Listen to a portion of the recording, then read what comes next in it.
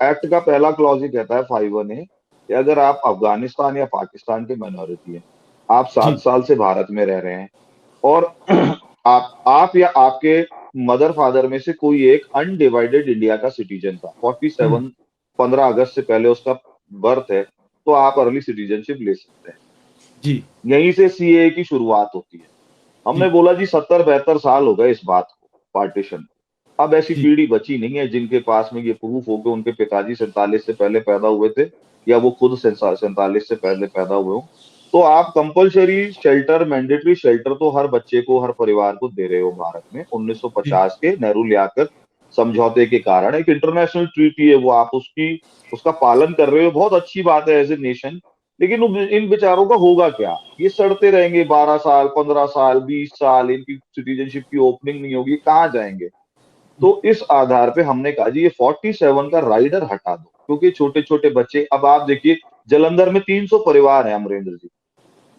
Hindu Sikh family जो पाकिस्तान से है। हाँ बिल्कुल बिल्कुल, और कोई संभालने वाला नहीं था, पूरा एस्टेब्लिशमेंट उनको पूछता नहीं है। हम लोगों ने दिन रात परिश्रम करके राजनाथ सिंह जी को चिट्ठियां दे दे के उनकी लिस्टें दे के अभी अमित शाह जी ने 13 नए शहरों को के कलेक्टर्स को, पहले 16 थे 2016 में, तो राजनाथ सिंह जी ने 16 जिला कलेक्टर और 7 राज्य सरकारों के गृह सचिवों को, होम सेक्रेटरीज को पावर दिया था कि आप लोकल लेवल पे सिटीजनशिप दे सकते हैं।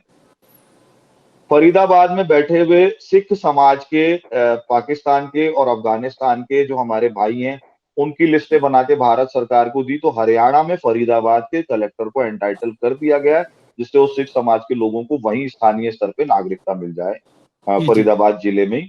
और हरियाणा के गृह सचिव को, होम सेक्रेटरी को एंटाइटल किया है। ऐसे ही पहली बार जलंधर के डिस्ट्रिक्ट कलेक्टर को एंटाइटल किया अमित शाह जी ने, और पंजाब के होम सेक्रेटरी को ये पावर दिया है कि भाई आप इन विचारों को, जो और दूसरे शहरों में है, जलंधर के जी अलावा बाकी के डिस्ट्रिक्ट्स में, इनको आप पंजाब के स्तर पे ही नागरिकता दे दो, और इनको जो रिलीफ मिल सकती है आप वहीं पे इनको मैक्सिमम हेल्प कीजिए। मुझे ये समझ में नहीं आया कि कैप्टन अमरिंदर जैसे देशभक्त आदमी, अमरिंदर सिंह जी जैसे देशभक्त आदमी ने सीए के खिलाफ प्रस्ताव क्यों पारित किया। हम जय जय जी, हम सीए पे आएंगे थोड़ा सा लेटर। लेकिन अब एक मैं हाँ छोटी सी बात करना चाहता हूँ डॉक्टर अमेंद्रू जी। पूरी दुनिया में एक एक एक लॉ भी है, और एक वैसी बात होती है कि अंडर 16 बच्चियों की शादी नहीं होनी चाहिए, या अंडर 18। पूरी दुनिया में ही है पाकिस्तान में, अब पाकिस्तान में 18 कंपलसरी है, पाकिस्तान 18 में 18 कंपल्सरी है। कंपलसरी है। 18। हाँ बट तो एक अमेंडमेंट किया था, शायद बेनजीर भुट्टो की सरकार ने या जुल्फिकार अली भुट्टो ने, कि जब शरिया लॉ और पाकिस्तान का कॉन्स्टिट्यूशन कन्फ्लिक्ट करेगा तो शरिया लॉ इम्प्लीमेंट होगा, पाकिस्तान का कॉन्स्टिट्यूशन इम्प्लीमेंट नहीं होगा। तो शरिया लॉ प्यूबिटी की बात करता है, और जी प्यूबिटी मेडिकल रिपोर्ट से फॉल्स तरीके से प्रूव भी कर दी जाती है। जी जी जी। तो जो जैसे अभी सिंध में, अगर आप बता सकें कि जो सिंध में एक आ रहा था बच्चियों को सेव करने के लिए, वो अपना बिल ला रहे थे, वो बिल पास ना करा सके, और उनके ऊपर प्रेशर बढ़ गया गवर्नमेंट के ऊपर, तो उन्होंने बैकफुट पे चले गए। उसको आप क्या कारण मानते हो कि वहां पे कुछ जो फंडामेंटलिस्ट हैं, कि गवर्नमेंट ने खुद ही कर लिया? सर, अगर कोई समाज 16 साल की बच्ची या 18 साल की बच्ची से नीचे की सेफ्टी के लिए बिल लाता है और वो नहीं आता है, तो किसको दोष देंगे आप? वो fundamentalist, government, bureaucracy, religious indoctrination, मदरसा के मौलाना, सभी सभी लोग इन्वॉल्व है ना। जी और इससे इंपॉर्टेंट तो बात यह है कि पूरी दुनिया क्या कर रही है। जी हम कैसे उस बदमाशी को, उस गंदगी को चलने दे रहे हैं? भाई, कोई नॉर्म्स तो होंगे, कोई तो कायदा कानून होगा किसी देश का। जी अंतरराष्ट्रीय जगत में, internet, this world is becoming a global village, जी बल्कि जी मैं तो कहता हूं ग्लोबल स्ट्रीट। हम सब जी लोगों का भाग्य एक दूसरे से जुड़ता जा रहा है। जी तो जी क्या हम अफोर्ड कर सकते हैं कि 20-22 करोड़ की आबादी का एक देश, जनसंख्या का एक देश, जी एकदम आर्केक जंगल के कानूनों की पालना करे? जी जी ये चीज चलने वाली नहीं है। उसका कारण तो यही था कि जो उनके वहां के जो गवर्नर थे, उनको जो एक्सट्रीमिस्ट हैं उनकी थ्रेट आई थी। जी वो सब चीजें रिकॉर्ड पर है, वो सब चीजें अवेलेबल है। वरना अच्छी भली असेंबली उसको पास करते करते उस पूरे कानून को ही कोल्ड कोल्ड स्टोरेज में डाल देती है। जी तो जी जी पूरे विश्व समाज को एक प्रेशर बनाना पड़ेगा, फंडिंग रोकनी पड़ेगी और आवश्यकता हो तो सैंक्शंस भी लगाने पड़ेंगे इस देश पर, तब जाके जी रुकेगा ये। तब जाकर के। अच्छा, एक और बात बताएं डॉक्टर साहब कि वहां से जो आप, चलो मैं भी वर्ड नहीं यूज करना चाहता शरणार्थी, जो हमारे ही अपने लोग हैं वहां से जो आते हैं वो कितनी उनकी नंबर्स कितने हैं, अगर आपको कुछ idea by year? Numbers random है सर, पता लग नहीं पाता है, लेकिन by Pakistani human right commission records approximately 5,000 Hindus and Sikhs come to Bharat every year. Okay. प्रति वर्ष ये जो सिलसिला, अब निमित्त एकम जो हमारी संस्था है, हमने गत 6 वर्षों में 10,000 हिंदुओं सिखों को तीन वहां से वर्षों में निकाला भाई साहब, 3 वर्षों है। में। जी हाँ, 3 वर्षों में जी जी 10,000 हिंदू सिखों को हमने निकाला है वहां से, और जी 3,500 की मैं नागरिकता हमने इसका करवा थोड़ा दी। मैं इसका थोड़ा आपको टेक्निकल बात बताता हूँ।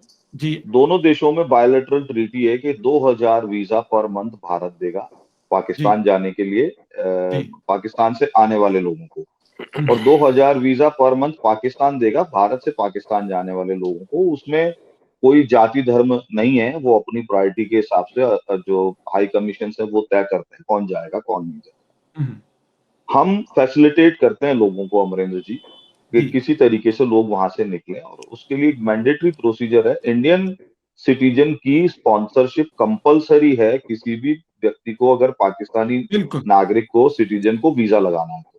जी हम एवरेज 400 से 500 लोग पर मंथ, बड़ी मुश्किल से, मतलब कभी 300 भी रह जाता है तो कभी 500 भी हो जाता है, ऐसे जी। हर महीने पिछले 3 साल में, 2.5 साल में हम लोग निकाल पाए हैं। और हम्म, हम अभी भारत सरकार के साथ में मतलब लगातार बातचीत में कन्विंस कर रहे हैं कि अपना जो हिंदू सिख परिवार है, जो हम्म, लीगली आना चाहते हैं, जिनके पास स्पॉन्सरशिप डॉक्यूमेंट है, जो सारी शर्तें पूरी करते हैं, कम से कम 10,000 वीजा पर मंथ होने चाहिए उनके लिए।